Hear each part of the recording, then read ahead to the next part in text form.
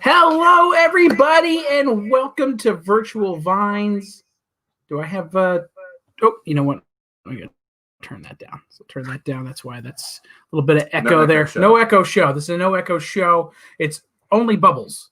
Only the bubbles. The Michael Bublé of shows. The Bublés. The Bublés of shows. The Bublés of shows. We've done lots of bubbles throughout the year, but I think we're going to come back with some, some pliers, some producers that we haven't done before. One that we were kind of, solidified. I call it wine speculator, but hey, they basically, they come out with their list every year, and let's just say that there's the wines that we know about that we drink, right? And a couple of these were on it. One in particular we're going to talk about, which would be kind of fun. So yeah, and I see everybody tuning in and hopping on. And this is a way to say goodbye to 2020, right? With some bubbles. New Year's is just I guess a couple days away. I mean, we're almost there. Hop, skip, and a jump. Hop, skip, and a jump away. So welcome to the show. We got lots of viewers today already, and that's part of the reason because it's bubbles. Everybody loves bubbles. Me and TC decided to dress up a little bit. I realized that I am no longer a size 17 yet in 2020, so we're gonna have to work on that. He was like, let's wear ties. I know what to get you next year. I know what to get you. Fat man and a little So I'm gonna hook up that treadmill right there and start hopping on it.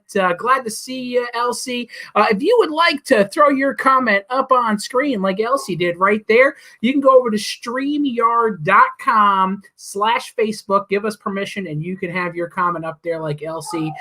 So during the show, feel free to throw out questions, comments, because bubbles can get confusing because we say the word champagne. Whoa, they're not all champagnes? What? We're saying cava. What's cava? Prosecco. Oh, we're going to go way into that in the show. So let's get started. We have 5 amazing wines in all price points for you to celebrate this 2021 coming up. Really, really, really excited about this. And what I did was at the end, I threw in a little drink you can make with your bubbles. So that'll be at the end. But TC, go ahead and pour us a little Prosecco and get this show off. These bubbles have already gone to my head. 5 bottles. Yeah, 5 bubbles. 5 bubbles going there. So let's get this going here. Let me get the little map up. Oh, I gotta add this in. Gotta add this in. You need to see this. So with that being said, we need to let you guys know. Starting tomorrow, you can start redeeming your points, your loyalty points for the jacket. How cool is that? I'm pretty excited about that. We have Zip Up hoodie. It's going to be 45 points. So you can start redeeming that. They come in tomorrow. So that means Wednesday. So Wednesday when you come and pick up this wine, when this is in, you can just cool Zip Up hoodies, nice and soft. Wear your hat in, while you get your jacket, and sport out. Yeah, and then after the new year, we will have the new beanies in as well. We got 4 different colors, 2 different styles. Inner hip, when you need to throw a little avocado on something unnecessary, we got to do it. This is the hat to do it. I didn't know how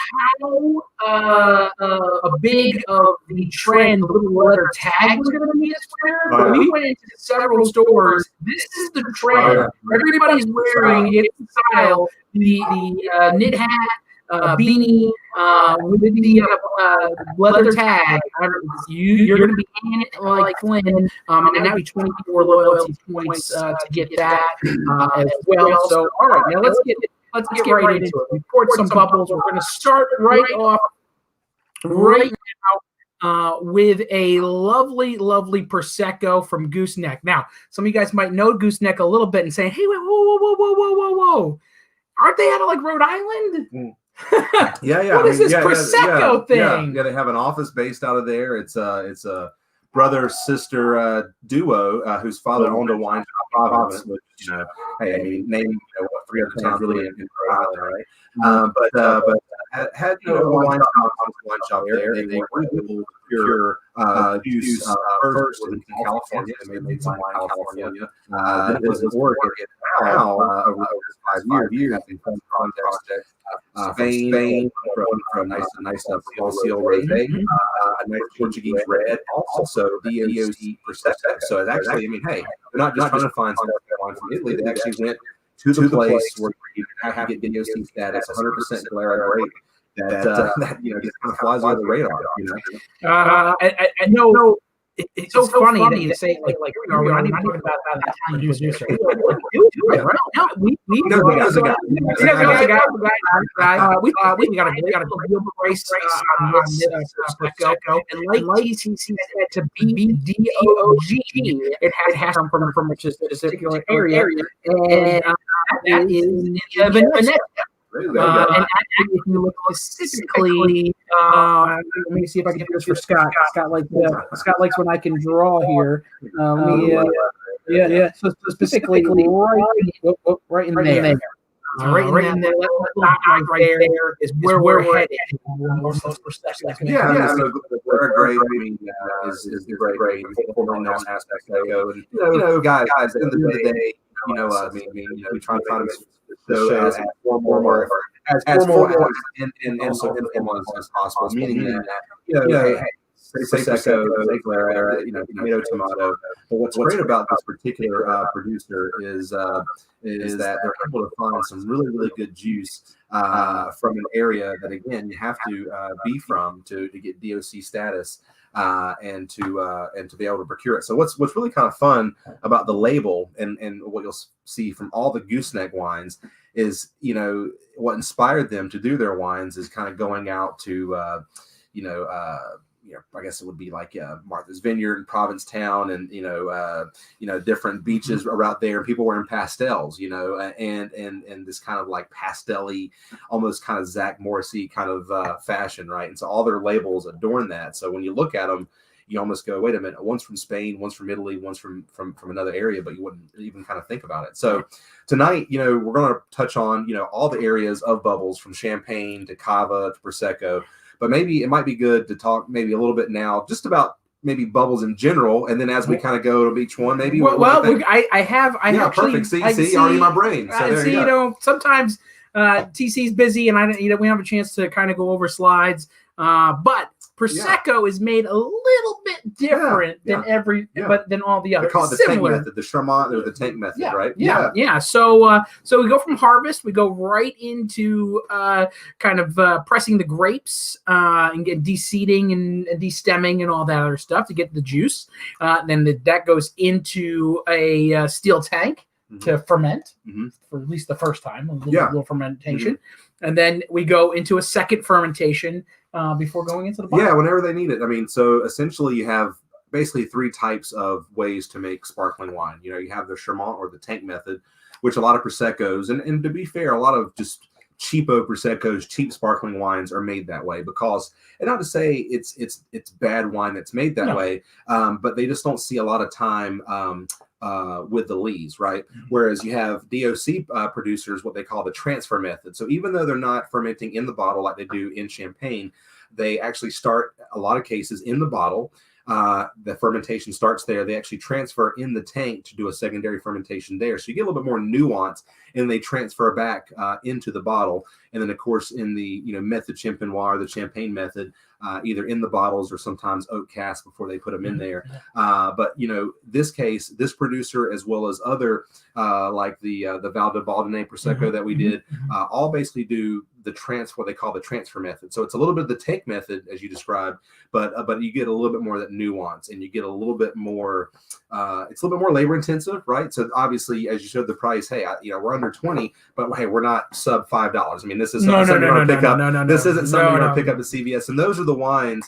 Well, some of those wines, I think they're just adding club soda to, I think, to some cases. But really, what I call the cheapo Proseccos, the ones that just say Prosecco and don't even have DOC or DOCG on them, basically means they don't come from more prestigious, more discerning areas, discerning growers, estate, oftentimes, that you get more nuance. But what I love about Prosecco, fresh, drinkable, You talked about cocktails. I mean, this is, the classic cocktail with this is a Bellini with white peaches. You go to, like, I guess you'd have to be a fancy restaurant today, but 50, 60 years ago, most restaurants would have someone's nonna, someone's grandma, or the old guy in the back, literally by hand, crushing these white peaches just to pour them in Prosecco. And obviously all these tourists that would come through post World War II that would just drink this, gallons of Bellinis, and could you imagine? And then, of course, traditionalists always say, they're like, hey, not the stuff that you grows in North Carolina. They're good. They call them the yellow kind. This is the white kind that are only kind of grown in northern Italy, which, getting to be a purist, right? Purist on that. So...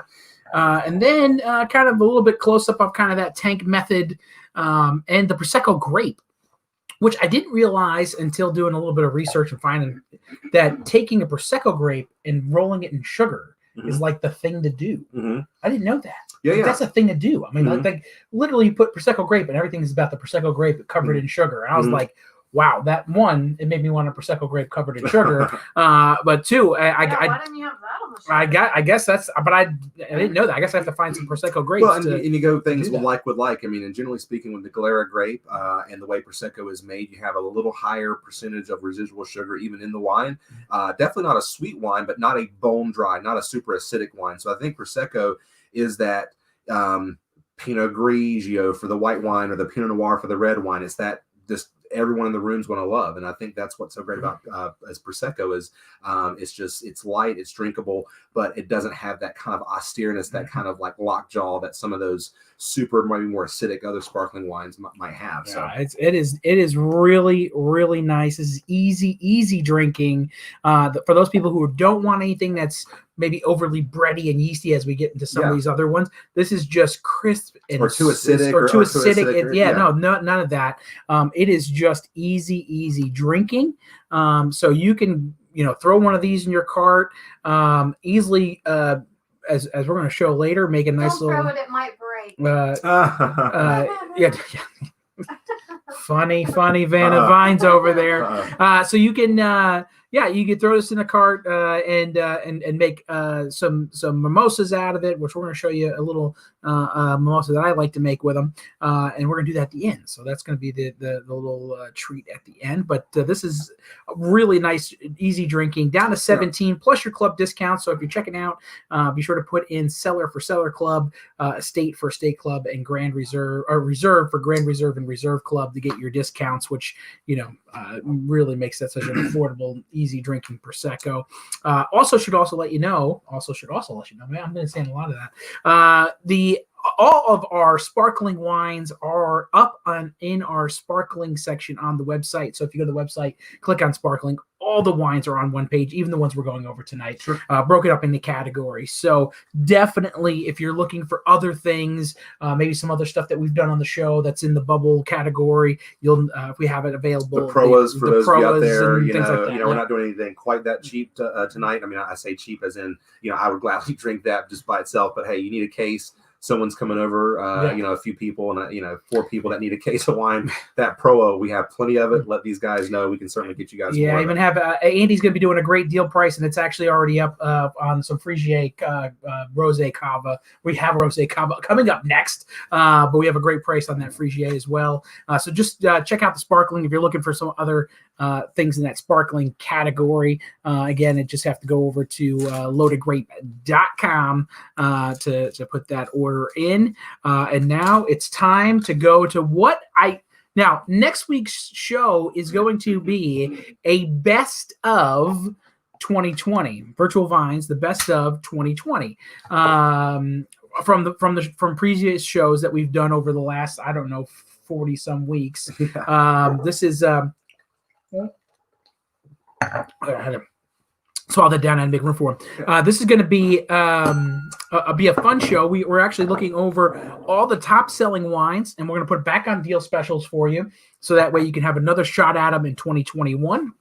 And some of them we might not be able to get anymore, so we're going through the list, slowly going through the list, but there's a lot of hot items that we'll put back on sale for you for the new year. And one of the things that we've done this year early on, right around 4th of July time, was this Bash sparkling rosé from California. And let me tell you, it was a hit then I guarantee it'll be a hit on this show as well. Rosé. Sparkling rosé is where it's It's a little at. harder to make, generally Yep. a little bit more expensive. I mean, you buy it, everything from the Cremant de Bourgogne to Champagne to even Stromsburg, which we'll get here in a minute. Even their Blanc de Noirs and rosé is a little bit more expensive. So speaking of the best of, I think what you're alluding to, and I can kind of put a nail on it, is Plymouth Wine Company, who makes 20 Rows, who makes let's see here, Unsorted, who also makes oh my goodness, I'm drawing a blank of the other one. And of course Chasing Lions and a couple of the other ones, which I think have been some of the best sellers we've had on the show in 2020. I think so far. For sure. Yeah, totally. Yeah. So just the nickel tour on this one, guys. This is a guy named Jason Trubley, who actually used to work for Tryon at one point, and went out to California to greener pastures to do his own thing, and doesn't necessarily make wine as much as he finds contracts with growers all throughout mostly the North Coast. He's based in Napa Valley. For those of you that came to the last Thanksgiving dinner we did the 20 Rows Napa Valley Cab Reserve, which is brand new to the market. This is actually by the same company that does that. And anyway, the Bash wine came out of an opportunity when he started making the Unsorted Pinot Noir. Yep. Now, the Unsorted Pinot Noir, as you guys know, is fantastic. It's primarily, actually, mostly Napa and Sonoma at about 70% of both of those counties. A little bit of Marin County and a little bit of Monterey as well. So he kind of blends that up as a multi-AVA. But, he's like, hey, I love sparkling wine. When I'm out doing events, doing tastings, people always want to start with a glass of sparkling wine. Always. And hey, I have this contract for some great Pinot Noir. Why not do it? So what Jason does is takes the Pinot Noir, and he doesn't skimp on the quality or the time to make it. So this actually spends just about 3 years between the time it's harvested to the time it actually comes to you guys right here. So just imagine when you're tasting this wine, unlike, say, white wine, which you're going to sell within a calendar year, or red wine in some cases within 2 calendar years, this is something that you taste and you really have to have the forethought of what it's going to taste like in 3 years, right? Yeah. And while you're tasting it, and you want to make that same style that you want to dial in on. So Bash, even though it's a California sparkling, I would compete this with any other California drive by the night Johnny Come Lately that makes a sparkling wine at this price point. But this is a fantastic Pinot Noir driven with just a little bit a Scotch, as I like to say, Chardonnay, and just to make it kind of bright, but just beautiful strawberries. That's what I love about this. It's like opening up, like grandma when you go over for Thanksgiving and or Christmas, and she gives you like some preserves when you're younger and you didn't appreciate them, but when you're older, you're like, oh my God, and you break those in, you're like, oh my God, grandma knew, or aunt, or whoever is the cook in your family that can stuff knows about it. That's what I get about this one, and I think Vanna was with me on that one. What do you think, Danny? I think this has been a huge hit on the Saunier method for us. I wanted to show a little bit of a different method here. So just like when you're making Unsorted, Saunier, which means bleed in French, what they'll do is take a little bit of that free run and macerate it. Maceration as in, after they press the juice from the skins. What they'll actually do is they're making Unsorted Pinot Noir, and they'll take 30%, what they call the bleed, off of that. And they'll actually ferment that separately, and that's what goes into the Bash. I'm really glad that you put that there, because it really does show kind of an interesting separate way in which you make sparkling. And really, frankly, in 2020, just about every nook and cranny of the world makes a sparkling wine to some degree, and some obviously better than others. But technology's caught up, especially in California, where we can get a great, affordable Pinot Noir driven sparkling wine. I know you hadn't even done the price yet. Yeah, well, I put it up there. It's up there, so they know it's at 17. I was going to say around 20 probably. But yeah. So 19 is normal price on the sparkling there. Perfect. So, but yeah, this one, great price deal on that at 17, and with your discounts, even you're gonna be cheaper than that for most folks that are going to be joining us tonight. And if you're not in the wine club, you really should join the wine club, because the discounts really get us to really beat the internet up on pricing.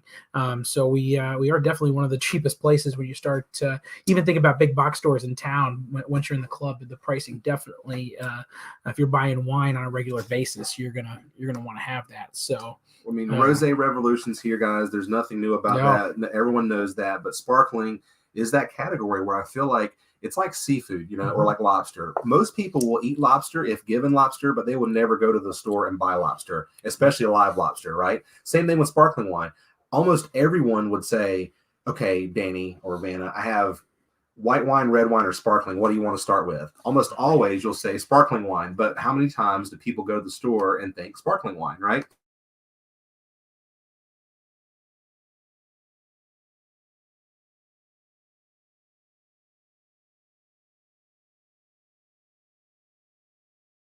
Trying to, in a way, and trying not to have feedback, I muted us both. So there we go. So let me. It might be better that way, actually. If we were just muted, yeah.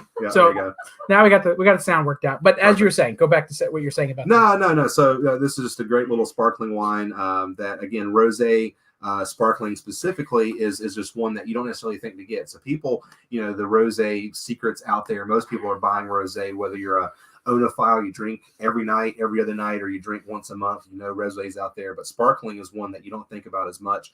California Sparkling Rosé from the producer we just talked about, which under 6,000 cases made.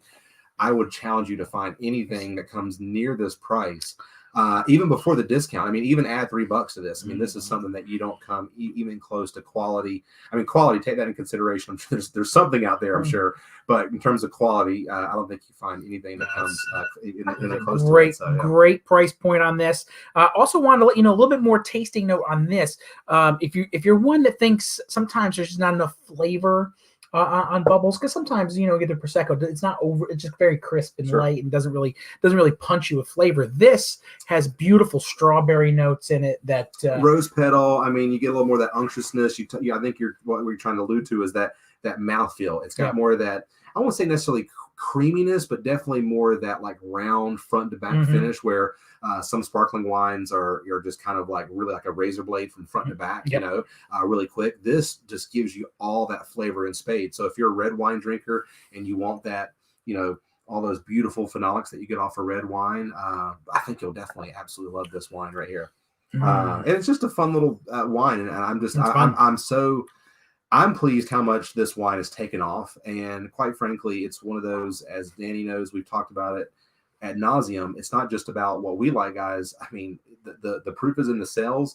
This is something when I put in front of you guys, I know when they have in the shop, you guys reach for it, you buy it. I don't know. And I know price point's a thing at first, but you come back and buy a second, third, fourth bottle. So this is something, and as Danny said earlier, this is almost a prelude to greatest hits, because this is, I think when we did this in June or July or whatever, we like 6-7 cases. Yeah, it was crazy on how many cases we sold. So I know people might be out of this now, and they're like, you know what? I really want to bash 2020. Yeah. So what a cool label! It's if you're having a small get together, folks are gonna love this, and you're gonna have a bash. And enjoying 2021. So again, $17 when your club discounts. Go to loadedgrape.com.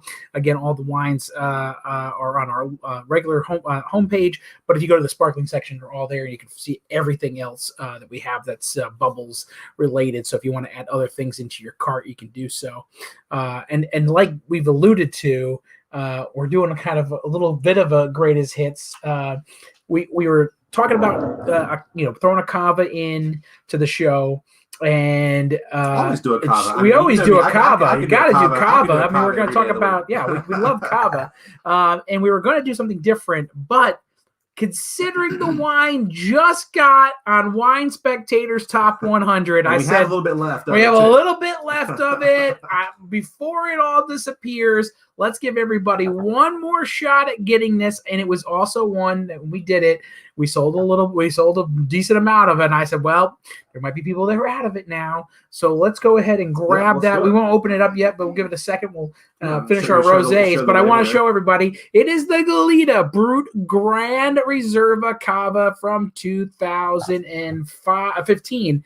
Again, top 100 Wine Spectator. I think it was in the 30s or 40s, somewhere in there. It was like I'm not sure how many times Cava really gets in there. And then that's the other shock too. Like you don't normally see that from a cava. Yeah, Like yeah, you see yeah. some champagne houses sometimes Sure, get yeah, yeah. scores and get California sparkling wine houses, I'm sure have been on there. Yeah, but Strasbourg, I know we're going to do in a minute. I'm sure they've been on there before, but yeah, you don't see cava. But I think now kind of getting its due, and quite frankly, they definitely could have picked a lot worse. This is just fantastic. So this is for Denise Rodeo because I know she's watching. So here we go. 1, 2, 3, 4, 5, 6. Every time. 6. We're 6 twists to the center of a Tootsie Pop. There you go. So, but yeah, that was your answer because I know she's asked that question multiple times. How many twists on the cage? 6. So there we go. But now it's time to go to the cava, and I'm gonna tell you right now, if you're not drinking cava, we need you to start drinking cava. This is we're just over delivers. We talked about Spain, we Mm-hmm. could, and then we'll probably do another show about just Spain coming up because it just over delivers. We talked about when you spend $10, it tastes like you're drinking 20. When you're spending 20, it feels like you're drinking 40. And when you fork over $40, sometimes you feel like you're drinking. I mean, so that Emilio Moro, at that price point, you feel like you're just drinking like in that $80 plus range. And just so you know, some of the people that are watching, I also want to let you know, I know we had some pre-order stuff. Those should be coming right after the New Year on, especially when you said Emilio Moro, the same thing with the Boosie and the Boosie as well for the Sauvignon Blanc.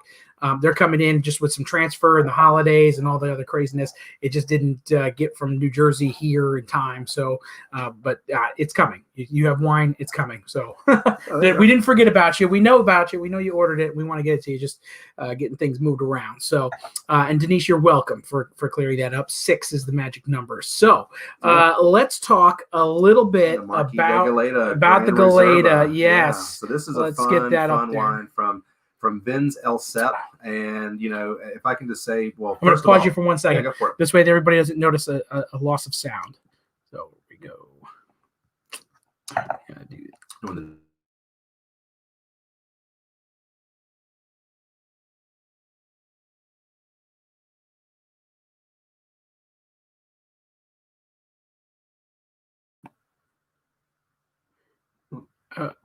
Yeah.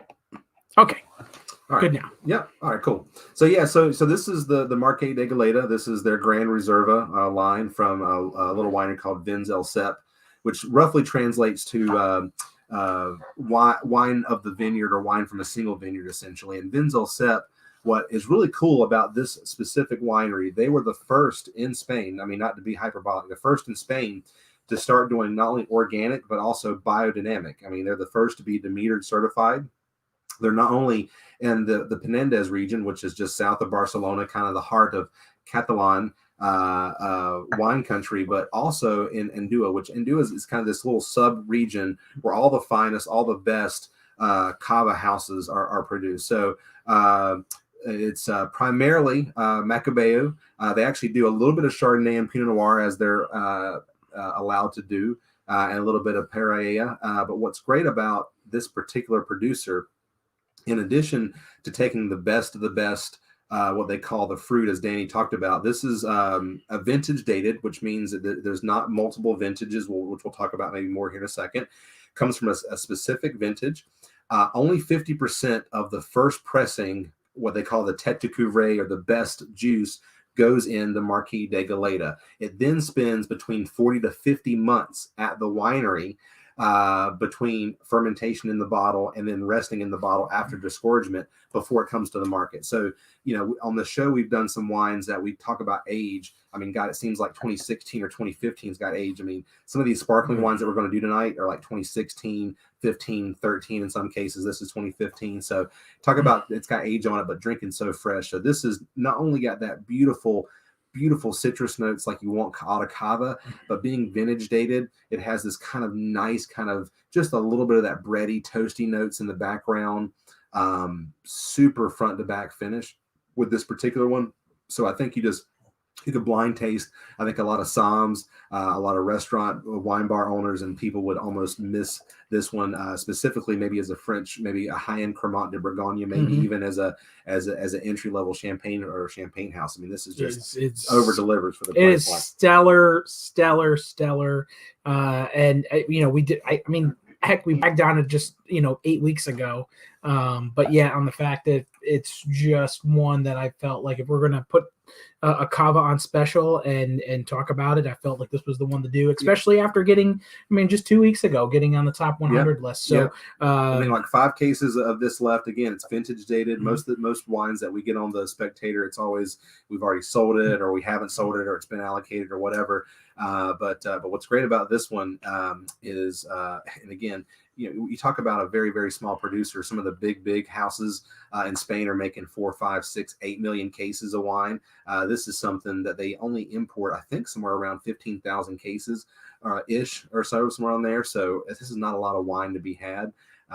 And so the fact that we're able to get, a little bit in the state, still have some, is just fantastic. So, and there you go, $20 even before your discount, guys. I mean, for a vintage dated, quite frankly, one of the top producers in Cava, that's really well known for their, again, they do a little bit of the mist and get. I know they talk about Proa, which is a little side project that they do with other growers, but this is kind of the creme de la creme that they kind of save for themselves. And again, you can just live like a king or a queen without paying a king or queen's ransom. What do you think about this one, Ben? I love this one. I've always loved Goleta though. This is just one where I think, if you're trying to figure out what to bring over to somebody's house or drop off for the new year, celebrate, this is it. They're going to be so happy. It's not overly yeasty, bready, like you said, more citrus notes on it. It's just got just a light little bit in the background, but definitely not over the top. I mean, nothing too super. It just has this extra pizzazz or finesse to it, I think. And what's great about this particular wine is, again, it all comes from single estates that, again, are certified either organic and biodynamic. Estate bottle, which means they're not these huge big firms in Spain that have contract all throughout Spain that are just kind of throwing stuff wherever and putting stuff with neon bottles or whatever the case may be. This is actually something that you can actually put your money behind and know that anyone in the room, whether it be a seasoned wine drinker or someone just kind of getting into it, will absolutely love it. And again, at $20, you're not breaking the piggy bank. So if you want to make a nice mimosa, Bellini, Kir Royale, if you want to add something to it, this is totally something. Or just a little splash in a French 75. If you're making like a little cocktail that needs just a little hit of sparkling wine, this is definitely something to do it with. Well, but knowing me, I just drink this straight. I don't want to just put a straw in it, and we're ready to go. Man, this is, when we talk about wine, the next two, we're going to go up in price point. We're going to get more nuance and a little bit more technique and of the traditional method. And this is the sleeper, though. I mean, I think the first two are fantastic wines. I think they're price point appropriate for you guys to get and just drink and share with everyone. But this is just something I think bridges the gap, I think is what you're maybe trying to say. That's what I'm saying. I mean, bridges the gap. In terms of really just giving you everything that these next two producers do and then some. I mean, some of these producers that they source from go back to the 1440s. I mean, pre-Columbus. 15 plus years before Columbus even set sail. So, you talk about someone that knows what they're doing or have been doing, knows what they're doing. Yeah, that's certainly. But I'm sure Columbus would take this to America if he could. Yeah, because this is just yummy. Yeah. And Cava, guys, it just means cave. I mean, most Cava is made in that area that Danny was showing there. I can go back to there you go. Yeah. That little area there. But it was just a Catalan vineyard grower in the 1830s that was traveling through France and stumbled upon Champagne and came back and said, hey, we can do this. We have these caves, and they call it Cava. And essentially, Cava is not necessarily a region as much as it's a style in which you have to do. Not only in most cases, the tank method, I think, I don't know where the lid went, but usually it has like a little sticker on top. Sometimes you'll see Cava little stickers, stickers on top of there. Oh, here, it's on the back right here. On the back. So you actually see. Let me give you this. Let me give you another camera. Let me give you another camera view. I know these are just kind of the geeky details, but I think it's something higher, and Hold the ball higher. Hold the ball higher. Oop, and turn. Oop, All right, it's turn. confusing. There it is. All right, so something like that you're going to see, and basically it's something that normally you're just going to throw the ball away and just think that's a cool fancy sticker, but essentially what that means is this bottle was certified through a tasting panel or whomever the case may be, that it comes from the area, from the grapes, and made in the traditional method. And when it comes to Reserva, just like they do in Spain, in Rioja, like Crianzas and stuff, they have age requirements. So to be a Grand Reserva, generally it has to be vintage dated, but also has age requirements, I think, of up to 36 months. But these guys, again, go up to 50 months, which, I mean, just think about it. I mean, that's crazy. It's a crazy amount of time. I mean, how long it spends at the winery before they release it. So again, guys, this is something that you can drink now. Hold a few bottles. This wine's not going bad anytime soon. No. And actually, I just a lot of people ask ageability, especially when it comes to sparkling wine. I would say when you start paying up on bottles, and I'm not saying something you buy at $9, $10, $12 a bottle, drink that right away. But when you start paying up on bottles in the mid-20s and beyond, there's ageability there, especially stored properly, not chilled. If you chill it, 2 days before you're going to drink it, that's ideal. But I would say that you could be looking at decades. Yeah, absolutely. Easily. Decades. Yeah. I mean, I was actually kind of looking through during the holidays. Some people I follow on Instagram, and they were opening up 92 Dom Perignons and stuff like that. So you're looking at 30 plus years ago. And so I mean, sparkling wine goes from the kind of everyday accessible quaffable to the rare and uber expensive and really everywhere in between. And I think now that people's thirst has needed more and more sparkling wine, again, it's you kind of get what you pay for. So again, it all comes down to producer and who you get it from. But now that you can dig through, Cava, there's definitely some everyday producers. But if you dig through that, you can find these cool family little projects, just like you can find all throughout France or all throughout Italy and Prosecco and some of those other areas that are kind of known for making kind of bigger bulk things like that. You can find some really, really good stuff. So Marquis de Galeta, guys, we drink it even if you guys won't drink it. But I'm glad that you guys do drink it because it makes us feel like we're not just drinking all our stuff because as Vanna said, this is something that's just a go-to. It feels like in the shop because it bridges the gap. Bridges the gap between the two price points, I think. So and it makes a lot of people very happy. So, all right, let's move on to our next wine. And now we're going to get some America. We got to do some America. We're going to do something from America. Yeah.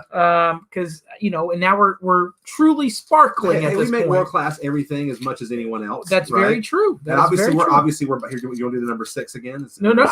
You're good. You're good. I just wanted to prove to because Denise asked that question during our champagne tasting we did a couple weeks back, and she's like, and I just kept on opening them, and I wasn't even counting. So I felt bad. Oh, look at the smoke come off of that bad boy.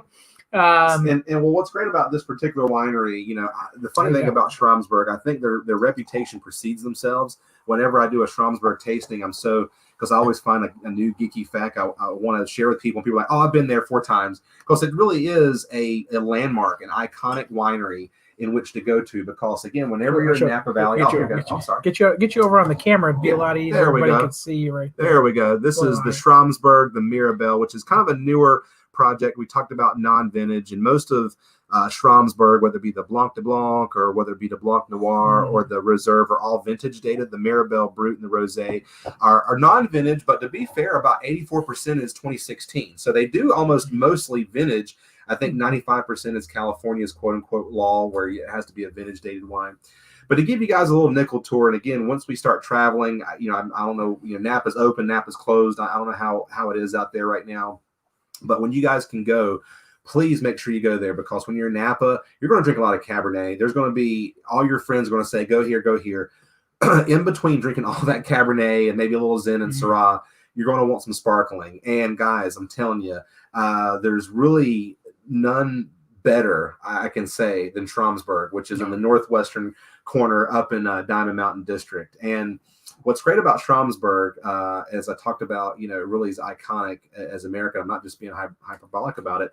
In 1965, Jack and Jamie Davies went out. They're from Southern California, and they loved sparkling wine. I mean, they actually were a young couple. And, well, first of all, you think in 19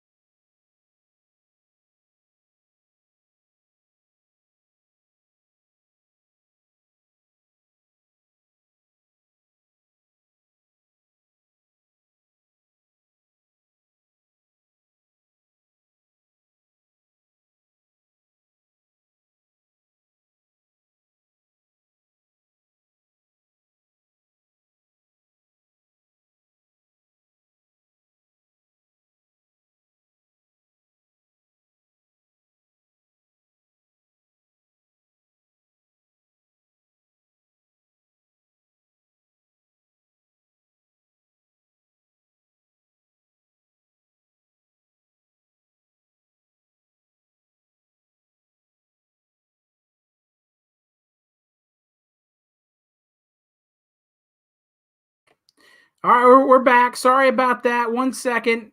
Yep. Nope. We did lose us. You did lose us. They were just watching the Stromsburg map maybe the whole time. You got to study the Stromsburg map. Got to study the Stromsburg map a little bit. Yep. Bailey knocked the power She just out. wants to be in the show, I mean, she wanted to be in the show. She wants her 15 minutes. She did it. So we'll be right back. Hold on 1 second. Let me get us back in here. All right. We're there. You guys are probably getting feedback. Hold on 1 second.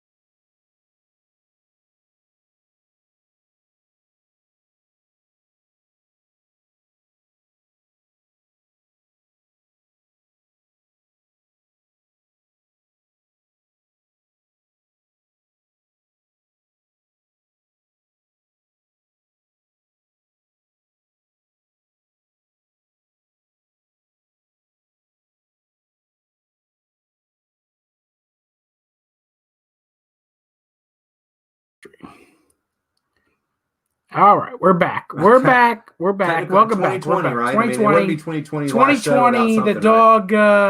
And it actually was Bailey. Bailey unplugged the surge protector. She thought unplugged. She thought unplugged like the MTV unplugged. I'm like, no, we that's the problem with low riding dogs. They can ruin like everything. The big dogs, you see them. The little one dogs, it's like a little bit sneaky. She's trying to sneak behind TC. They're like snipers. They roll solo. They sneak in. Yeah. Sabotage, right? Yeah. She's trying to go in behind TC. Well, I guess you guys are well studied on the Stromsburg map. Stromsburg map, you guys they know exactly. There's all a test of it. at the end. The Marin County down there, the Greene County of Napa and the Sonoma, and you guys can see Mendocino. But as I was saying, guys, I'll give you the little nickel tour. But I'll show you I can show you the oh vineyards. Yeah, perfect. I love this. Thank you so much, Danny, for doing that. Yeah. So Stromsburg, guys, was started in 1965 by a husband-wife team. Jack and Jamie Davies, who really had the foresight to say there's no one doing sparkling wine, i.e. vintage dated sparkling wine with Chardonnay and Pinot Noir in all of California. Now, I know that's hard to believe, But in 1965, when you said Napa, most people thought you meant Napa Auto Parts. I mean, it wasn't yet to be discovered. They were literally the 22nd bonded winery when they started. I mean, think about that. Only the 22nd bonded winery. There was a lot more Napa Auto Parts. A lot more Napa Auto Parts, right? So that hints, and again, after the war, even in the 60s, we're talking right after the baby boom era, most people are drinking bourbon or drinking Schlitz or drinking Pabst or whatever else. People aren't drinking fine wines and things like that, right? For the most cases. And if they're drinking Chardonnay, it says Chablis. If they're drinking Pinot Noir, it usually says Burgundy, right? If they're drinking Gamay, it usually just says Beaujolais or California Gamay on the bottle. So things were a little different when they moved out to Napa Valley. And they actually had the foresight to say, we want to do Pinot Noir and Chardonnay, which no one was doing at the time, to make sparkling wine in a place called Diamond Mountain District, which is in the north, as I said, the western corner of Napa Valley. Now, over time, they realized Pinot Noir and Chardonnay are much more suited to the cooler climates, and Napa Valley is much more of a warmer climate for Cabernet. So they slowly started to replant the estate, which still exists today, of Cabernet Sauvignon, which is beautiful Cabernet Sauvignon, the J. Davies, which we'll maybe talk about here in a second. But they source from cool climates, whether it be in the southern part of Napa, which is the Carneros area there, or it be up in Nobles, which is in Anderson Valley in the Farrington Vineyard. That's a very, very cool climate area. And then also down in Marin, West Marin County, which is just kind of south of San Francisco. And then to the left over there, they're covered up by Vanna Vines. Oh, Vanna Vines. Okay, it's, you can't see it, but it's Sonoma. No, Vanna Vines is more important, guys. Vanna Vines is more important than Sonoma. That's his shirt. Vanna Vines is more important than Sonoma. Oh my God! I don't care if we only sell 3 of them. That needs to be a shirt. Okay. Is somebody writing this stuff down? We came up with at least 3 of these. I call them isms. Isms. Virtual vine isms that we come up with. And virtual. No one puts Vanna in a corner. Right. Vanna's more important than Sonoma. Because every Sonoma supplier you have that comes in will buy that. I mean, Vanna's more important than Sonoma. Anyway, I digress. But anyway, guys, Sonoma, which is aptly being covered up by the all more important Vanna vines there. This is actually from an area called Fort Ross Seaview. Now, guys, Fort Ross Seaview, I really can't begin to describe how remote, how arid this is. Even though it's on the coast, this is 1,100 feet in elevation. They pick in late October at like 16 bricks. Now, bricks are what people go by in terms of when they know when things are right. Most Chardonnay in California is picked at 20 bricks, 24 bricks. 16 bricks after our growth season is like, dude, when's... Are we going to have this baby or not kind of deal. You're like waiting for it to come, and it just never does. Well, guess what? That's perfect for sparkling wine, because what you want with sparkling wine are not only cool climate varietals, at least when you're trying to go for more of that champagne style, but also earlier ripening sites. So Schramsberg is always the first to harvest.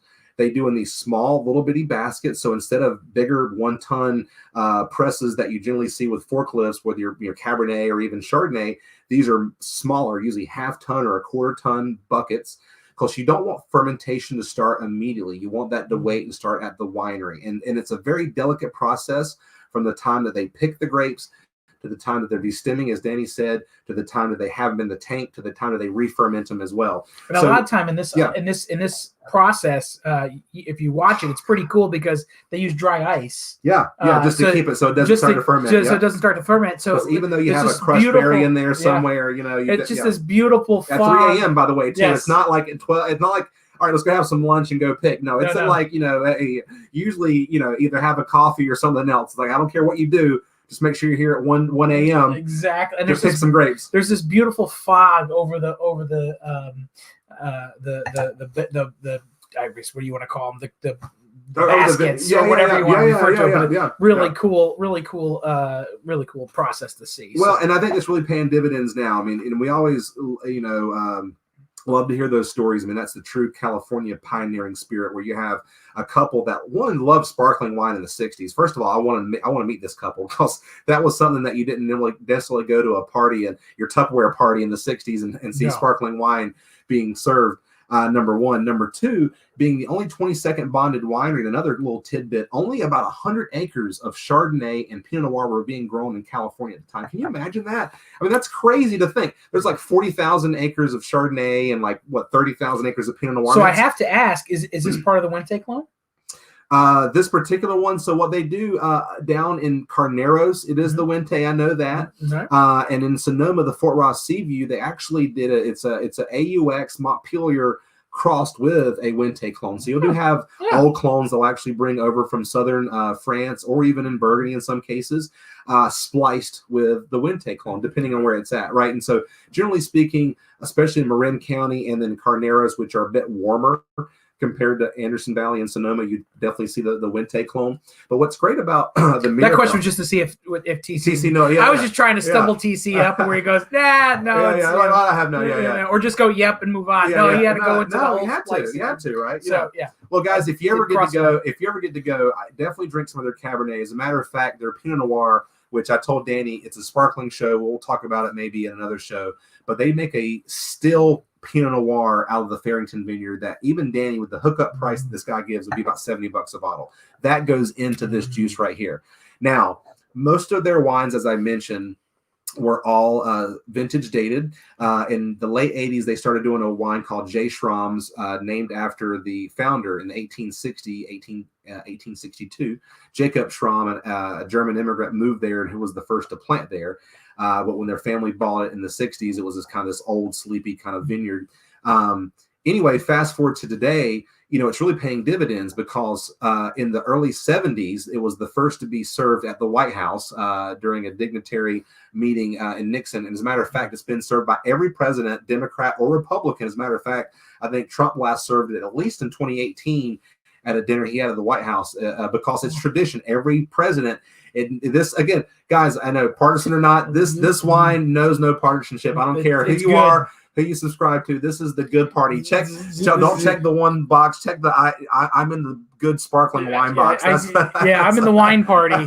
Yes, the wine party. I'm in the wine party. Another great shirt. Another wine great party. Oh, I like that. Yeah. Maybe we'll do that. Maybe we'll do cross out the two major parties. Wine party. Yeah, I'm in the wine party. Or sparkling, right? Sparkling party. I'm telling you right now, this is absolutely delicious. And because I really feel, not to interrupt, but I really feel the sparkling birds of a feather. It's like, I know we talked about Pinot Noir, but people that love sparkling, and we all know those are like, I think those are the people that are watching right now. You guys let us know when you guys break out some of this stuff. We want to come, because that's fun. I don't want to just have a glass of sparkling. I want to have multiple bottles of sparkling. I want to save multiple bottles of sparkling. So anyway, continue your thought. I was going to say, for most of these people getting this under $30. I'm just saying under $30. The lead here. Burying the lead. The price. Because you can look it up, Schramsberg. But again, even the Mirabelle, they're making around 7,000 cases. At the winery, this is before shipping. At the winery, they sell it for $29. Okay. Now, it didn't have to travel across the country to get here. Sure. So let's understand that. And you have to probably buy how much? But if you're ordering, into that's the other side of it. So if you're on their website and going, come on, Dan, I can get this for $29. Well, that does include the shipping and everything else that you're going to pay, which is going to probably push it up to $42 or $45. And is it a local shop? Can you get it delivered, guys? You can get it local. Local will deliver. Vanna Vines. What's a dollar amongst friends? What's a dollar to keep local business? Most people are going to get. Most people. I'll bring it right. Most people they'll order it just because I can bring it. Well, there are case limits, and Vanna, there is a Vanna, much like Santa Claus. Instead of milk and cookies, she will take a skosh. I know we're still being distant. So put out your hand sanitizer and your gloves. Your bottle sparkling. Go ahead and make it. Put the DoTerra breathe mistifier around it, and she will just have a moment, because Vanna will needs time sometimes, a little moment. Boom, there we go. And she will be happier, and she will probably send you a thank you text on the way, listening to 80s music driving down the road. Well, is that right? Yeah, that would be it. We still do deliveries to you. You can do curbside pickup, so don't forget any of that. But $30 compared to their Blanc de Blanc or their Reserve, guys. This is not a cheap sparkling wine house. There are some cheaper, and I'm not going to mention who they are, cheaper sparkling wine houses in California that do not have the pedigree, the quality of Schramsberg. I mean, they're Blanc de Blanc. I mean, $45, $50 a bottle. This is mostly vintage dated, as I mentioned, 85%. And it's about 50-50 Chardonnay to Pinot Noir. Guys, this is fan. I think my problem with this no, that's my problem. I need more. I'm gonna have a little more. It's so good. I'm gonna try to save some for the shop. I know, but I literally pounded the little bit that TC poured me. I had to pour more, partly out of frustration because the dog took out the internet. But the fact of the matter is, this is just so yummy. This is so approachable. I could see why this gets served at state dinners because it's so approachable. It checks all the boxes. It meets everything you're looking for in a bubble. It's good, good by itself, guys. But this is something that you just want to pop open. You want to live. You've had a hard day. You've had a hard year, a hard month. This is something you can break out, guys. This. I would throw this blind against any. Mm. This is just their Mirabelle. This is what they consider their non-vintage. Most, and we're about to talk about it, most champagne is non-vintage, right? Yep. Which is not to say it's bad. That's just the name of the game. Yep. Vintage champagne is a very specific thing. And most vintage champagne is what, $100 a bottle retail, usually on average. On average, you start go vintage. You might find a closeout or maybe something $75, $80 a bottle, maybe. The cheapest vintage champagne I think for an off vintage, maybe is Voob. I think or whatever. Yeah. Maybe a bigger house or something like that. Yeah, of something that's sure. I think Voob has the cheapest. And it's right at about $100. That's exactly. And Paul Roger vintage be the same, about the same price. Yeah. Yep, same thing. Yeah. So I guess what I'm trying to say here, guys, is if you were out there going, wait a minute, in Champagne they don't make vintage every year. How can Schramsberg make vintage every year? Are they just trying to pull one over on me? Well, guys, Champagne, and again we'll talk about it more in a second. It's about 30,000 hectares. For you math majors out there, a hectare is like 2.5 acres. So 2.5 times 30,000. Not a lot of room to make quote unquote champagne. So economics 101 means everyone wants champagne, not a lot of champagne to be had. Schramsberg over time, over 55 years now, has able to basically not as much from their estate Napa, even though they do some Carneros now, but they found and bought these sites up in Farrington, up in Fort Ross Seaview, which is on the extreme Sonoma coast, that are perfect sites really for Chardonnay and Pinot Noir, number one, but number two for sparkling wine. And they were really the first and everyone has to be a first, I know, but they were the first ones. And quite frankly, it's paying dividends. And as you said, it's something that, and we talked about Zinfandel and Petit Sirah tell the story of us. Schramsberg as a sparkling wine tells the story of us. So if you have friends or family that travel around, maybe some friends that live overseas, France, Australia, Canada, whomever, you want to give them a good old red, white, and blue bottle. Schramsberg is definitely the bottle to go to. So it is absolutely delicious. Super tasty. Mm-hmm. Super. Man, is that good? What I like about this is I get a lot of green apple. Oh yeah. A little bit of citrus. Mm-hmm. Not a little, just a little bit of the bread yeast at the end, but not overpowering. Mm-hmm. You get almost like a little bit of this lemon, lemon curd kind of a thing, almost like a little tangerine kind of a thing. Yeah, on the back end. Perfect way of saying the citrus, tangerine. Yeah, tangerine, but guys, this spends, almost 2 years literally on the lees just to kind of extract all that finesse. And the Mirabelle is just a way that they can bring Schramsberg at just, quite frankly, they're almost cutting their nose off a little bit because I think they were doing pretty good with their vintage data, and they do. This is something that they just blend in about 15% of a previous or a new vintage, and they're able to do 20% because, again, they release it early, which means 36 months. Their other wines are as I mentioned, the Cava and the other champagne, almost 50. It's almost, did you forget about it? Yeah. But the Mirabelle Brut, guys, please, I know everyone's got a wine budget out there. If you just want to get a case of Proa, I get it, but make sure you get a bottle or two of the Schramsberg. This is a fantastic wine. Yeah, this is one. If you're looking to splurge a little bit on some bubbles, this might be the sleeper in the higher end category. Yeah. But of course, we have to do true champagne if we're going to do bubbles. And when choosing one, I said, hey TC, you wouldn't happen to have something from Kermit Lynch, would you? And a grower champagne and under $70. And I'm like, dude, you're killing me. You're killing me, Smalls. Yeah, I'm like, that doesn't exist, man. He's like, that is a unicorn. And that unicorn's name is the J. LaSalle. Yeah, LaSalle yeah. Champagne. This is their preference, which is absolutely. I cannot wait to try this. I have yet to hear a French person go, I have not heard. I mean, I've not heard them say that. I'm beginning to think American movies are lying to me. I don't know why. Well, I was gonna say I did watch. It's not. I guess it's a movie, but it's a show. Emily in Paris. Oh my gosh! Do they do some ahs in that one? They do a lot of. Oh my goodness! It's like Wunderbar. It's like Wunderbar, and most Germans are like, we don't say that. We do not say Wunderbar. We do not say And Wunderbar. the women just smoke. They don't eat. Yeah. And every time she goes, to I eat shall eat something- lunch. What do you want? Tic Tacs and ice. Well, every You're time- like, damn Every it. time she's eating something, they smack it out, and they're like, "What are you doing?" And she goes, "I'm eating because your food is delicious." They're like, "We don't eat here." Yeah, it's just like, Smoke. yeah. Every now and then we eat mayonnaise, but only when no one is looking. Yeah. And they stand outside like the workout place, just smoking. Like they're in their like workout clothes, and they're just smoking like a freight train. Oh my God, that's such as Europe. Well, I mean, you think about champagne, guys. I mean, we could do a whole show on champagne. I'm not gonna say, and nor should I say, all the things about champagne, blah blah blahs. But guys, one thing I do want to say for those history buffs out there, think about it. 100 years ago today.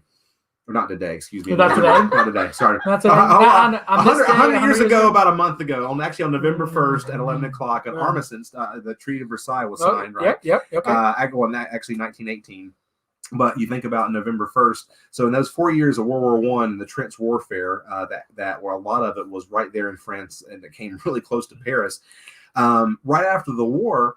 And again, 100 years ago in 1920, you could take pictures, and Champagne, the region, and Epernay and Rhum were basically just scarred wasteland. I mean, it was just skeletal remains. It was bombshell fragments. It was barbed wire, a lot of no man's land.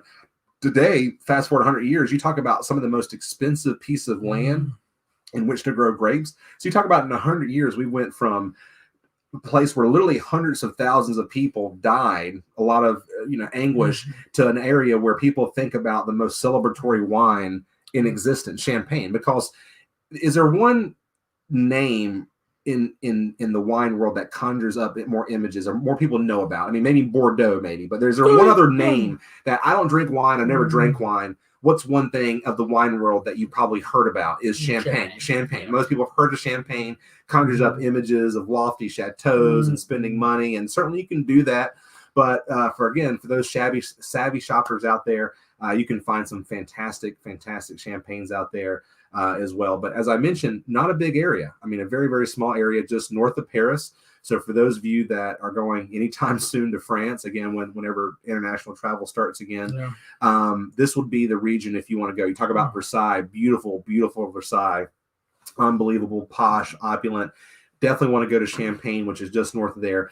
But if you think about it, for those of you that have ever been to Paris, this is north of France. This is very cold. This is very wet, very air. I mean, it snows in April in Paris, basically, right? So this is an area that is very unforeboding for grapes. Well, guess what? Pinot Noir, Chardonnay, a little bit of Pinot Meunier thrive there. And as a matter of fact, they're kind of the Duke to Burgundy's Carolina. They're kind of rivals, and Burgundy is just south of there. And I know when we had Chloe here, we talked a little bit about their rivalry there. And in Champagne, for years, it's kind of hard to believe, but for years, they would actually throw away their sparkling wine. They go, it was a fault. Because what would happen is, and they didn't understand yeast cell science like we understand it today, some of the yeast that were dormant because it got so cold in the caves woke up in the springtime as it got warm, and all of a sudden the wine was starting to re-ferment, and they say, oh, damn it, that barrel's done, throw it out, it's bubbling again, we don't need to re-ferment it, And think about they're throwing away all this great stuff. Now fast forward maybe a couple hundred years later, Dom Perignon and the story, who knows if it's true, as the myth becomes legend, you're printing the legend, right? That's the way it goes. But ultimately, Champagne was credited to sort of capturing the bubbles in the bottle and shipping it throughout the world, and being the first in France to protect the name Champagne, because almost everyone in the world was using the name Champagne that made a sparkling wine. It didn't have to be. It could be outside of Champagne. It could be in Spain.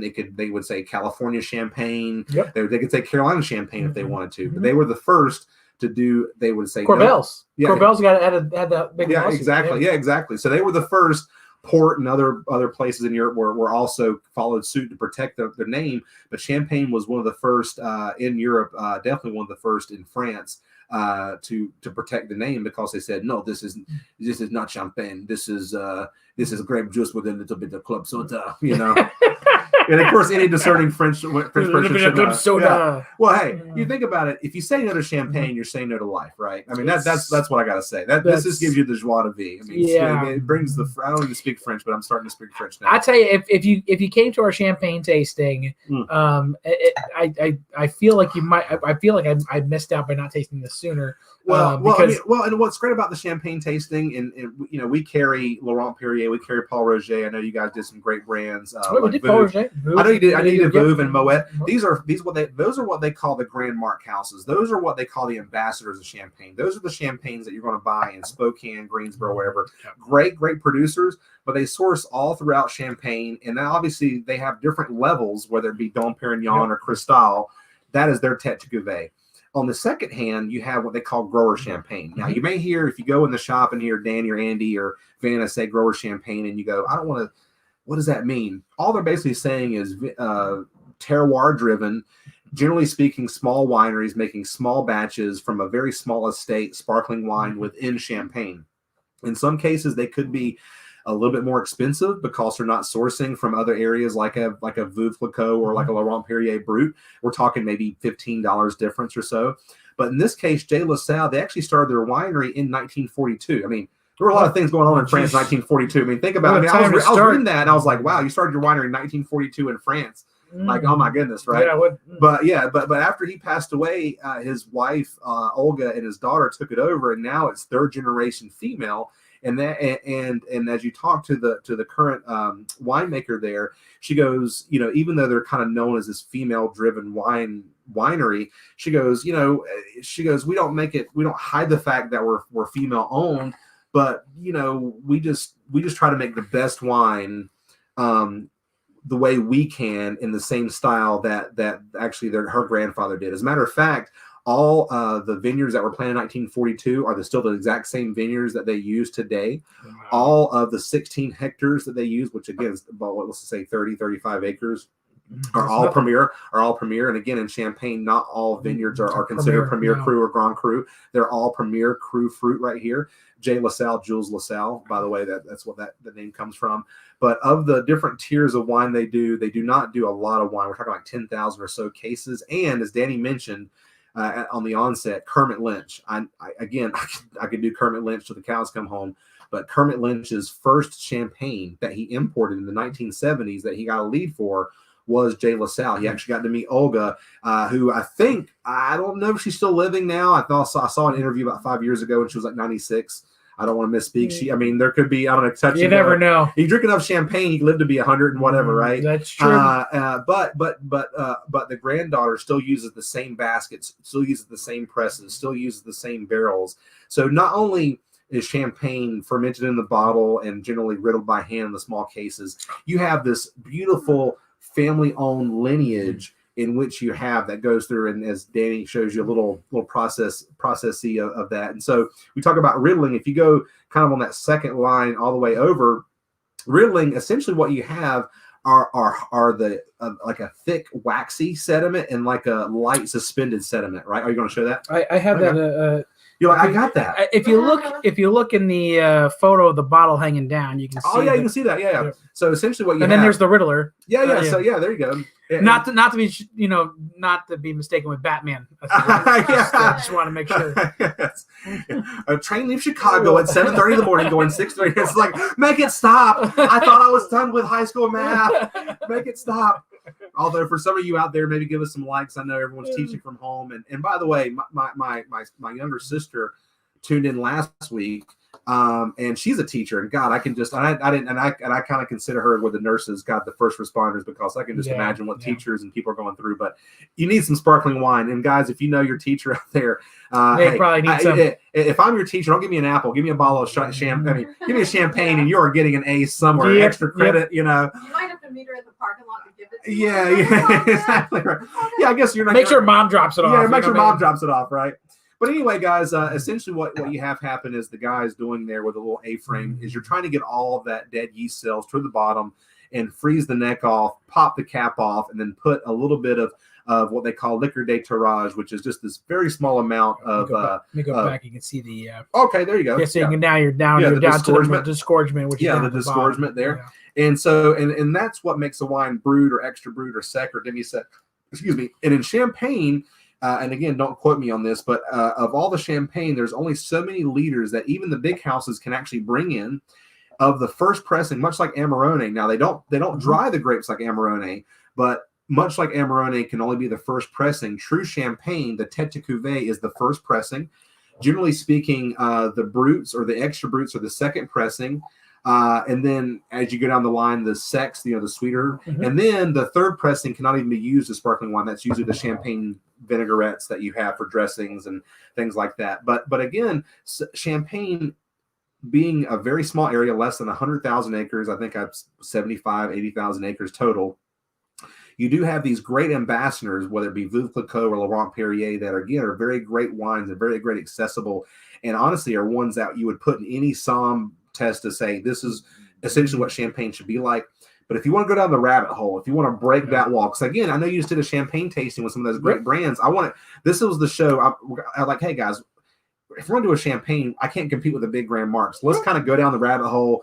1942. So what is that? 60, almost 70-year-old vines essentially now. Yeah, almost 80-year-old vines. Almost 80-year-old vines. 80-year-old vines now. From a third generation winery, and again, this is their brut preference. We don't get a lot of, just like we don't get a lot of the Kermit Lynch stuff. And another factoid, mostly Pinot Meunier with this one, which is kind of a fun little factoid. Yeah, not Manure. Yeah, not Manure. Not Manure. Just so you know, I said not Manure. I said Manure all day. It could be Manure. Yeah, it could be Manure. During the Champagne, Manure.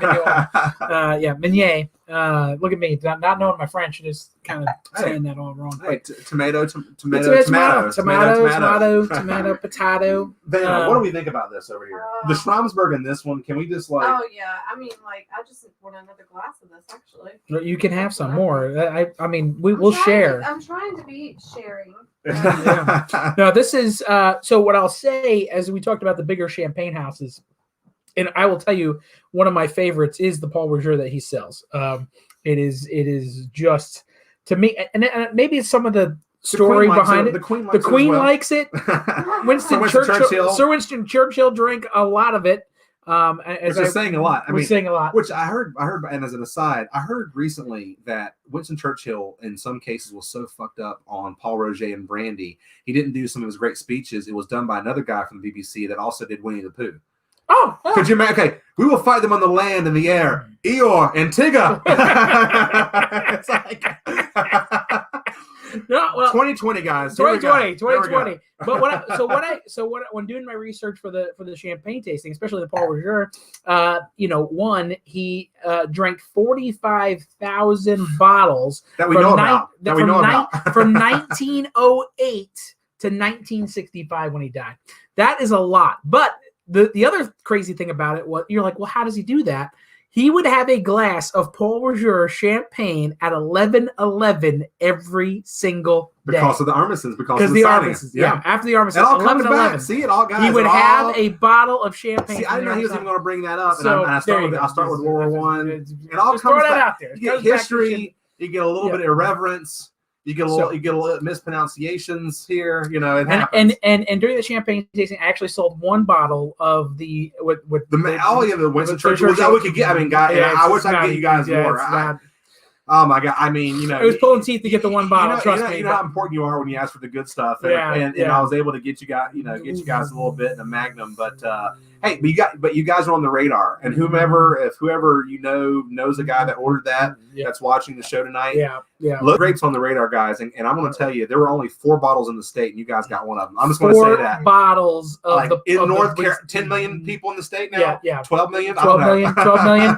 We got one of the 4, and somebody bought it. So I'm just saying that and you probably gave a good price too. I got. You know what? It was a great price. It was ridiculous. Why are you doing that? I know. I know we This did. guy We did. giving We away did. the house all the time. Yeah, we did a great price. It's good to know a guy. Good to know a guy. I'm jealous that I'm not there drinking that bottle with. I'm sure they're saving it. It came Was in it a anniversary? beautiful. It came in a beautiful case, beautiful blue case with a seal of Sir Winston Churchill on it, and it had the whole rights by the Queen and everything else. It was You almost probably need to one have of a saber. You have like a yeah, knife. yeah. It was one of the nicest packages that I ever saw. But if you're going to pay that much per bottle, that I was.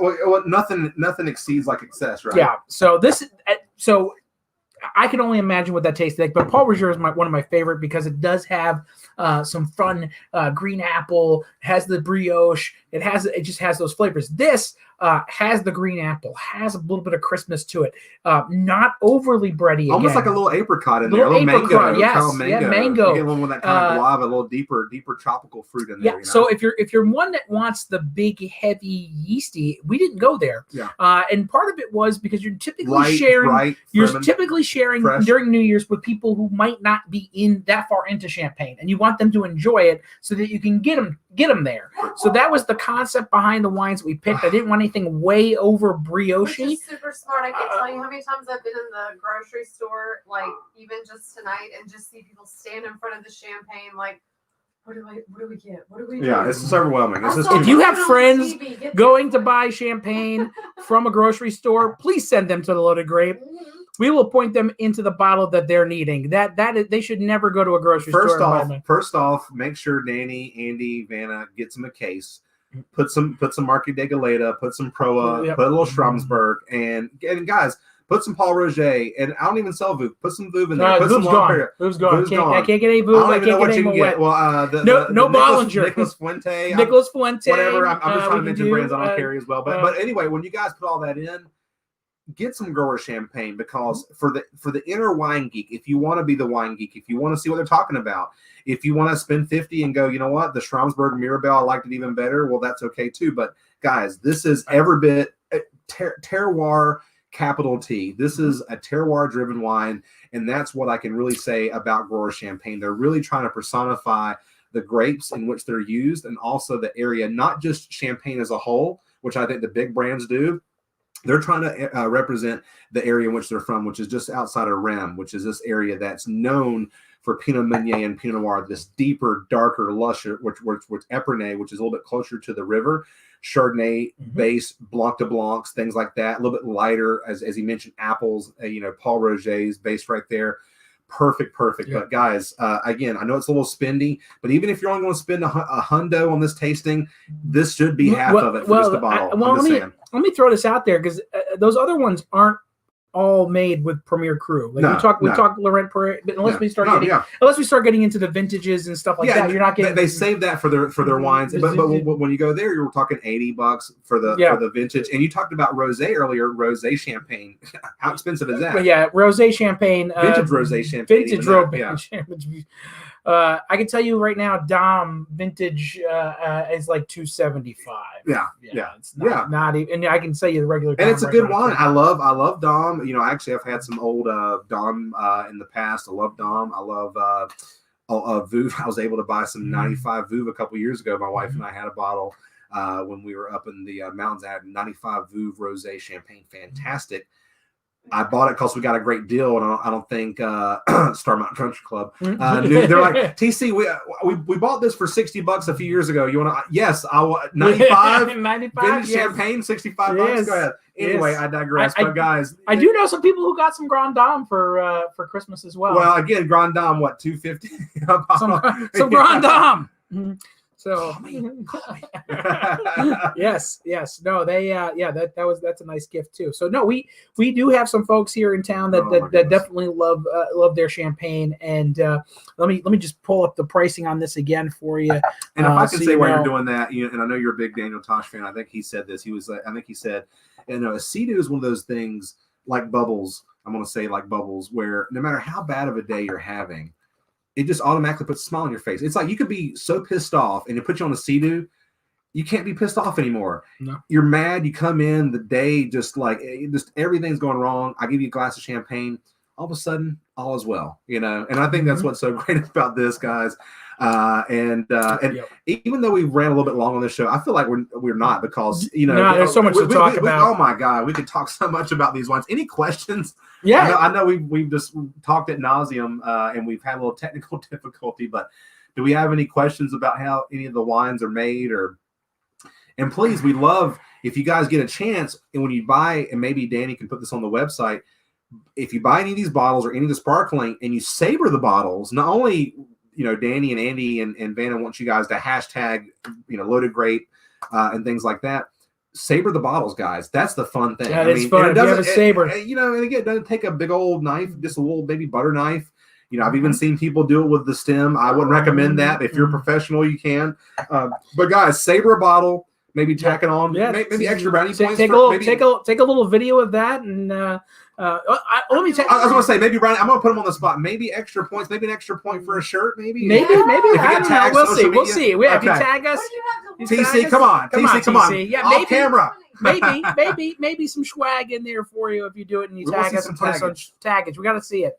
But I will tell you, because since he brought up sabering, and we're talking about big champagne houses, the history or the story goes, or the myth, was that Napoleon, after a big victory, him and his men had Moët at Chandon, and they celebrated by sabering off the top of the bottles to celebrate the victory. And in return, the Imperial, after Waterloo, the Imperial, so the Moët Imperial, but Chandon Imperial is named after Napoleon. Right. So, and then, I think and I heard, and again, it's when the myth becomes legend, print the legend, but I think it's something like, in victory, I deserve champagne. In defeat, I need it. You're right. So, but just like anything Buddha says, I think I even saw a great bumper sticker the other day. It says, I didn't say that, Buddha. So many other misquotes and stuff like that, but it's a great quote.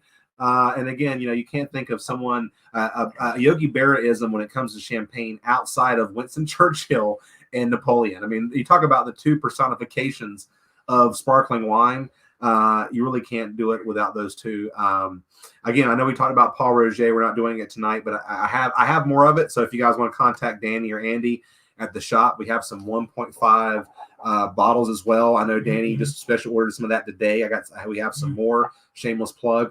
But some sabering. Guys. We want to see. I want to see some sabering. I want to see that. Yeah, we gotta do some sabering, and we'll video it and tag us. And if you're not comfortable, Marcus de Glade is the perfect price point to do it. But I can assure you, it's like the Bassomatic. I don't know if for those of you that go down the SNL rabbit hole, the old Dan Aykroyd Bassomatic, he goes, and after a few perch or bass, it becomes to get quite fun. And so it's like, so after sabering a few bottles, years ago.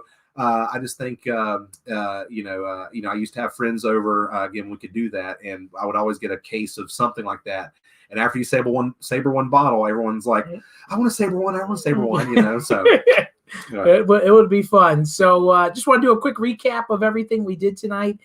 We started off with the Gooseneck Prosecco, which I got to finish in my glass. I got to show you a fun little drink to make. Yeah, I'm like waiting on the cocktail. Oh yeah, that's right. I'm sorry. So TC's blabbering all over here. I'm sorry. So I make my own kind of, let's just say, not so much of a pour that in there for me.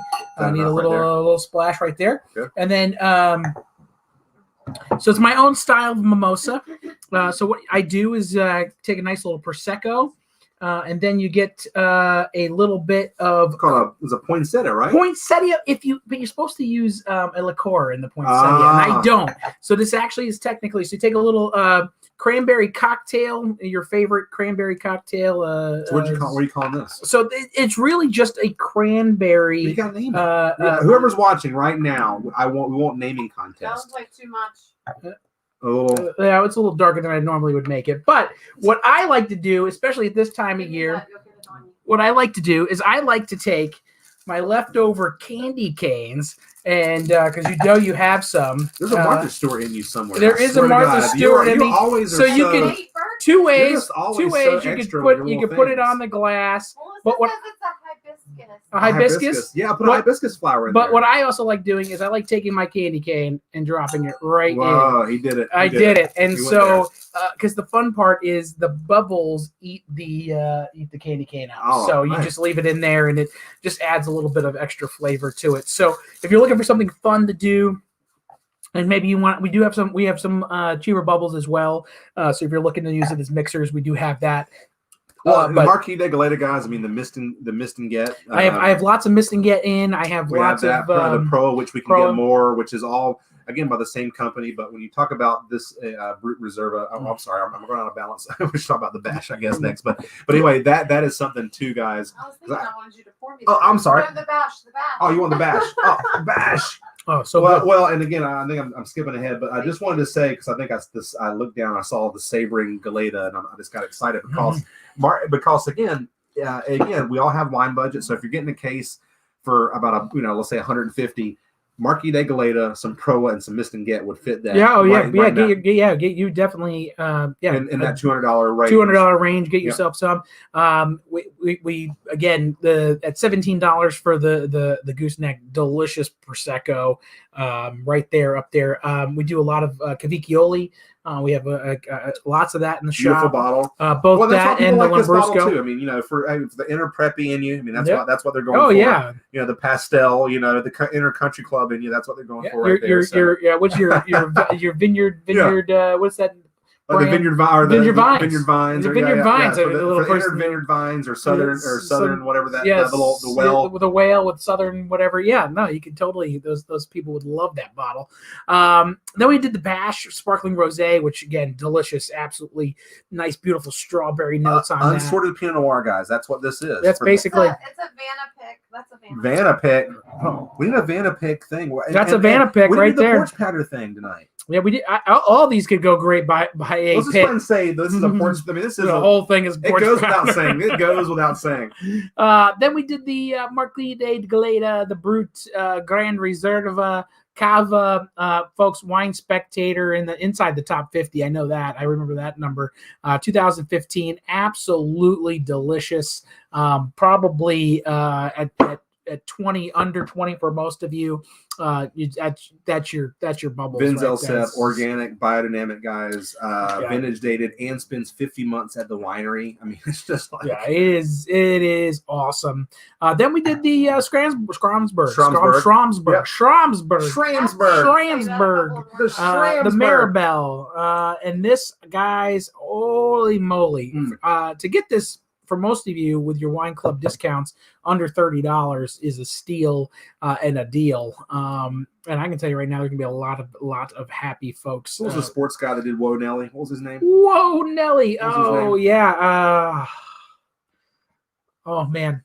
It's going to hit me as soon as we're off the camera. Yeah, if anybody knows that, go ahead and type it in there. And then we had to do True Champagne from Champagne France. Grower Champagne. Some of you already have some champagne in the stash, I'm sure. But not Premier Cru though. I mean Premier Cru. This is high end juice in here. Just a few thousand cases of this particular one produced. Oh, and so let me just put it. Just the Premier Cru Chardonnay. That I have in. That's just Chardonnay, no bubbles, no added wait and time and all that other stuff, is $52. Just off the bat right there. Off the bat. So you're getting champagne for $52. Yeah, from vines that were about 80 years old now, blended between the three grapes, all Premier from less than 30 acres, third generation here, guys. And again, spins, generally speaking, between the tank and the bottle, and after disgorgement, about almost 4 years. Basically, it's about 4 to 5 years at the winery before they release it.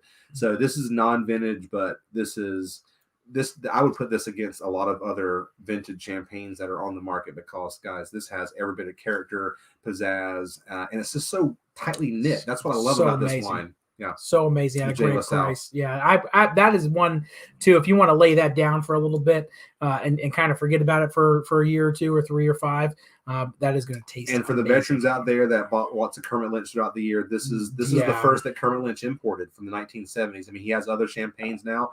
This was the first. This is one of their longest partnerships they have, not only in Champagne specifically, but in France. I mean, so this was one of the first wines they imported, which is very near and dear to them. And for those of you that know that, Kermit Lynch, they import some of the best Francophile stuff. This Jayla salad, so good. And we'll be in the shop. I'll have these in there tomorrow. So if you want to sneak in really quick and taste a little bit of these before, but I would already have to have my order in tonight. So if you're thinking you're going to like one of these or want one of these, you got to get your order in, because I have to get that order to TC. And sadly, by the time we open, you might be able to come in and taste any of these. It'll be past ordering, so I won't be able to get them to you for New Year's. So this is definitely one. Come on in. We'll have a little bit, but depending on and one thing, I'm sorry to cut you off, Danny. Everything we have plenty of stock of, with the exception of the Mirabelle, guys. So the Mirabelle, I think we're sitting on 24 bottles when we started the show. So I probably should have mentioned that a little earlier. But I went ahead and locked pretty much 2 cases down. And we'll talk tomorrow. But guys, to hard sell you on anything, the Schramsberg was something I only have a little bit of. We'll get more in the new year. But in terms of, as Danny said, if you want it for New Year's, you better act fast on that one. At $30 a bottle plus your discount, that is a fantastic steal. Yeah, that is a great bottle of sparkling, and you're going to want to get on that ASAP if you're wanting in on that 24. Because right now I only have one in the shop, so there's only one sitting there. So yeah, perfect. Because I was like, hey, we didn't. Trying to order and Christmas orders and all other stuff. We just need a couple to get in for sample bottles and stuff. So for tonight. But thank you guys so much for tuning in. Next week, we're going to do the best of virtual vines from 2020. So we're going to hit the crowd favorites, the greatest hits as much as we can, because we know that some things are sold out. I can't get any more. They're gone. It's done. It's just it. And we might find some stuff that we only have a little bit limited inventory. Yeah, might go back to the old van is standing by. Better color. Yeah, better call her in, type it in, kind of thing. But it'll be fun to kind of rehash some fun stuff that we did over the last year, and then we have some crazy themes and wine producers that want to join us. So trust me, in the next couple of weeks, we have some shows because COVID's not going away anytime soon, and we want to be able to still get you your wine through the month of January because you're gonna need it. You're gonna need it, and we love doing the show, and so we're going to continue to. We have Wente on the line. We have we have Rombauer, looking to do a show. So we have all kinds of folks. Stay tuned on the Facebook, the Instagrams, come in the shops. I just want to say, and I know we're running a little over here, guys, but I just want to say, God, when we started the show back in March, who'd have knew that? How many months has it been? 10 months, 12 months? I don't know. God, it seems like forever that we started doing the show. So thank you guys so much for tuning in and spreading the word. Life's crazy. So some of you I know tune in, tune out. I know Danny talked about some of you tune in once a month. Some of you tune in almost every week. So I think we're here to fit your time frame and whatever you guys are looking for. And hopefully we pick more winners than losers, I think. And it's funny. I think this show's just grown organically. We started off as you guys love the show, and we just said, should we do it again next week? And I think we keep telling ourselves, Danny, so we're doing next week. We're doing next week. That's pretty much where we're at. We're here for you guys, and we want to keep doing it as much as you like. So again, please let us know what you guys like to see, like to hear. Again, greatest hits are coming up, so maybe if you have any ideas, we'd love to hear them. I don't think we picked exactly what we want to do, but maybe there's some ideas out there. And again, and if there's stuff out there that you guys want to do, let us know as well, because we can definitely if there's regions, you want to focus on like Oregon or Washington, or you want to focus on Northern California, Southern California, France. Portfolios. I know we have a few other people lined up. Even the Kermit Lynch portfolio possibly. So it's just, there's so many ways to skin the cat, as they say. Let's not do that. Come on, TC. No skinning cats. There's many different ways to fry the fish. Fry the fish. Yes. And so anyway, but I just wanted to take my little soapbox 2 seconds there and say just a genuine, sincere thank you to you guys. Because this has been a thing. Even my wife even knows, what's he doing on Monday? He's going over to Danny's house and doing a show. So doing a show. I really appreciate it, guys. And you guys, we feed off your energy. We hear your feedback. Even sometimes where we're like, did anybody watch? And when you guys text us, you email us, we see you in the shop. He sees you in the shop, but even the small amount of time I'm in there, people are like, what are you guys doing this week? And Yep. even when we pre-record shows, apparently you guys want the live version. So again, that flattery gets you everywhere. Yep. Yeah. You know, Everybody so we wants the appreciate live it. version, because they don't know what TC's going to say. So we can edit TC and the other shows. Well, anyway, I know we're running over, Yeah. guys. But again, a sincere, I just want to say thank you, Vanna. Thank you so much. Thank And you. Danny, thank you so much. See, even Andy, he calls me Andy. I mean, it's I was just, going to say can't Danny, and I was can't thinking even. Andy. I was thinking Can't Andy's even. virtual. I think he's he's got a lot of stuff on his plate right now. He's got a baby on the way. So he does. So a lot to celebrate in 2021 for everybody. So everybody, we hope you have a very, very happy New Year. Yeah. We look forward to seeing you in the shop this week to pick up your bubbles for all your celebratory needs. Again, we have it in all price ranges. You can go to loadedgrape.com. Even if you want to click the sparkling, all the wines for tonight are even in the sparkling section. So if it makes it really easy for you to check out. And we hope you have a very safe and happy New Year. And TC, our closing line, Keep on tasting. keep on tasting. See you next week. Cheers, guys. Cheers.